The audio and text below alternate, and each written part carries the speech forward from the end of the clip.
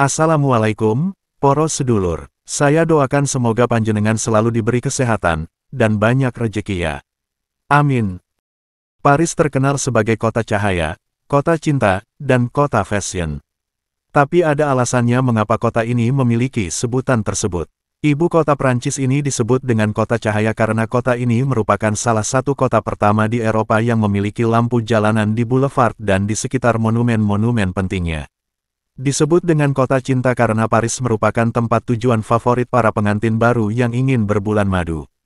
Dan jika Paris disebut dengan kota fashion, hal tersebut karena banyaknya merek-merek fashion terkenal di kota ini seperti Louis Vuitton dan Hermes. Selain itu, perhelatan fashion terkenal, Paris Fashion Week juga mengundang para penikmat fashion dari seluruh dunia untuk datang ke kota ini. Meskipun begitu, tahukah kamu bahwa tidak seluruh bagian Paris terlihat glamor dan mewah? Di sekitar monumen penting seperti Menara Eiffel dan Museum Louvre, kebersihan memang selalu dijaga agar terkesan rapi dan indah. Tapi di bagian Paris yang lainnya, sampah bertebaran di mana-mana, banyak gelandangan tidak memiliki rumah, dan kotoran anjing tidak dipungut oleh pemiliknya. Paris berada di urutan ke-11 sebagai kota paling macet di dunia. Perjalanan sejauh 10 km di sana rata-rata ditempuh selama 26 menit 10 detik. Saat macet, kecepatan rata-rata setiap kendaraan adalah 19 km per jam. Di tempat-tempat wisata yang ramai, seperti Menara Eiffel salah satunya, banyak pencopet berkeliaran dan mengawasi gerak-gerik wisatawan yang berkunjung ke sana. Lengah sedikit, barang berhargamu bisa berpindah tangan. Selain pencopet, di Paris ternyata juga banyak pengemis yang duduk di berbagai sudut tempat sembari menanti uluran tangan dari para dermawan. Selain duduk-duduk saja, ada pula pengemis yang tanpa sungkan menghampiri pejalan kaki untuk meminta uang dan makanan. Para pengemis itu umumnya para imigran yang mencari suaka di Prancis, tetapi belum memiliki pekerjaan. Ada juga pengemis yang berasal dari golongan lanjut usia dengan keterbatasan fisik serta tidak memiliki skill mumpuni untuk bekerja di sana. Masalah sosial lain di Paris adalah banyaknya tunawisma. Mereka umumnya juga imigran yang tidak memiliki tempat tinggal. Kamu bisa menjumpai mereka sedang bercengkerama atau tidur di kolong-kolong jembatan menggunakan alas seadanya dengan mudah. Bahkan, ada pula yang mendirikan tenda dom di sana. Jumlah tunawisma di Paris pada 2025 mencapai 330.000 jiwa dan naik sekitar 130% dibanding 10 tahun sebelumnya atau tahun 2015. Sampah yang berserakan di mana-mana juga menjadi salah satu sisi gelap Paris yang sebenarnya sudah menjadi rahasia umum. Sampah-sampah tersebut sebenarnya sudah dibuang di tempat sampah, tetapi tak kunjung diangkut petugas, sehingga menumpuk. Namun, ada pula sampah yang sengaja dibuang sembarangan oleh orang-orang tak bertanggung jawab. Di dekat gedung-gedung bergaya klasik nan cantik, banyak tumpukan sampah yang cukup mengganggu pemandangan dan dikerubungi tikus.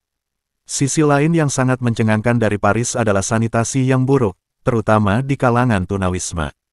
Kalau berjalan melewati beberapa gang atau bahkan stasiun, jangan heran kalau kamu mencium bau pesing yang menyengat di sana. Tempat-tempat tersebut sering digunakan orang untuk buang air kecil sembarangan. Bahkan, ada yang sengaja menampung air seninya di dalam botol dan meninggalkannya begitu saja di samping sebuah gedung. Unclup-unclup bebas di Paris, seperti di banyak kota besar lainnya, tidak bisa digeneralisasi sebagai satu fenomena tunggal. Namun, Paris memang memiliki budaya yang lebih terbuka terhadap aktivitas unclup-unclup di ranjang dibandingkan banyak tempat lain. Paris memiliki pandangan yang lebih santai mengenai hubungan unclup-unclup dibandingkan banyak negara lain. Unclup-unclup tidak selalu dianggap sebagai sesuatu yang harus dikaitkan dengan pernikahan atau komitmen jangka panjang. Banyak orang di kota ini yang menjalani hubungan kasual atau one night stand tanpa stigma sosial yang besar.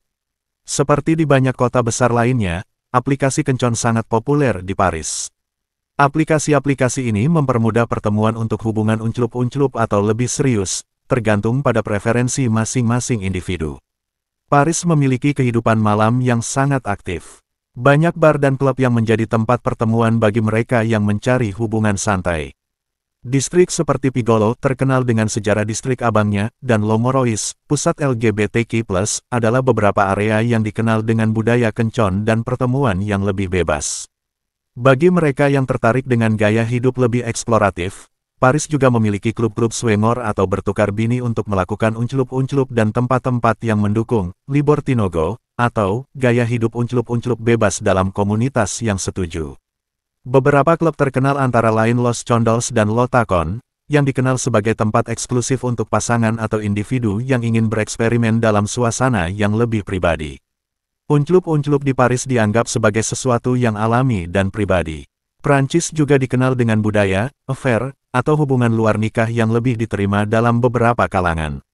Meskipun tidak berarti semua orang melakukannya, ada lebih sedikit stigma terhadap hubungan yang lebih bebas dibandingkan di negara-negara yang lebih konservatif.